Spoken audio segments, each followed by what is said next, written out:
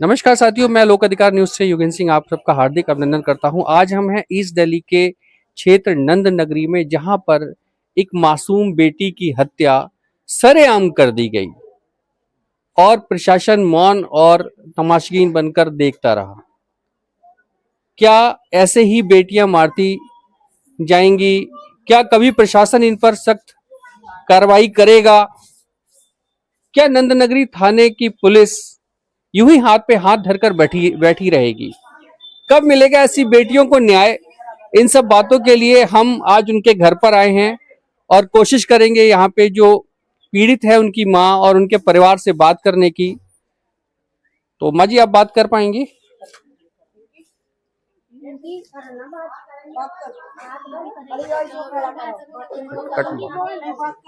आप बात। तो जैसे कि मैं देख पा रहा हूँ कि माता जी तो शायद बात करने की स्थिति में नहीं है, क्योंकि जिसकी बेटी जाएगी वो कितना गमजदा होगा, कैसे उसकी आवाज नहीं निकलेगी।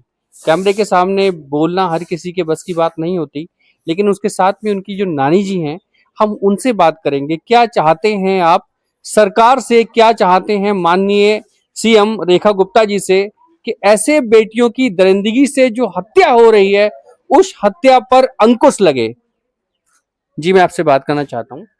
हम ये चाहते हैं जी उसको फांसी होनी आपका चाहिए। पहले नाम बताएं। मेरा नाम मंजू है, मैं मदनपुर खादर से हूँ जी। और हम ये चाहते हैं कि हमें इंसाफ मिलना चाहिए। और उसकी नानी ने उसको पनाह दी है, उसको यहाँ रखा उसकी नानी ने, और नानी के ही घर से ये सारी कहानी चली है।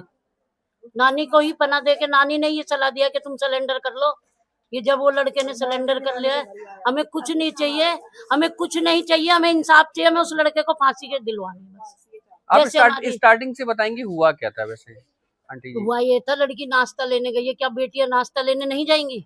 आपकी बेटी क्या करती थी? मेरी बेटी कुछ नहीं करती थी, हमारी बेटी घर में रहती थी। ठीक है। पढ़ाई करती थी? पढ़ाई नहीं करती थी अभी वो, ठीक है। छोड़ दी थी उसने। ठीक है। यही डर से पढ़ाई भी छोड़ दी है बच्चियों ने, यहाँ की में। तो वो नाश्ता लेने गई है, नाश्ता तो लेके आ सकती है ना बेटियां।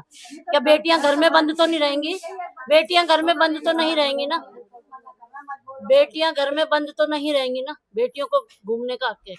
इसका मतलब ये नहीं है कोई भी ऐरा गैरा आएगा उनको छुरी मार के चला जाएगा।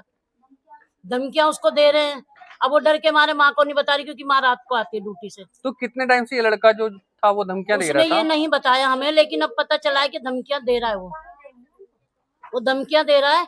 और जब ये लड़की को मार के आने के बाद भी उसने ये बताया कि मैं आपकी लड़की को मार के आ चुका हूँ। तो अगर ये धमकियां दे रहा था तो आपने इसकी कोई शिकायत की? किसी को उसने बताया नहीं, डर के मारे लड़की ने। तो उसके बाद यहाँ पे आके उसने हाथ धोए हैं, लेकिन किसी गली वाले की इतनी हिम्मत नहीं हुई कि जब वो हाथ धो रहा था तो उसको पकड़ के मारे। मतलब मारने के बाद यहाँ पे आके हाथ यहाँ पे हाथ धोए उसने बरमे पे, जिसके बरमे पे हाथ धोया उसको बोला भी है कि हमने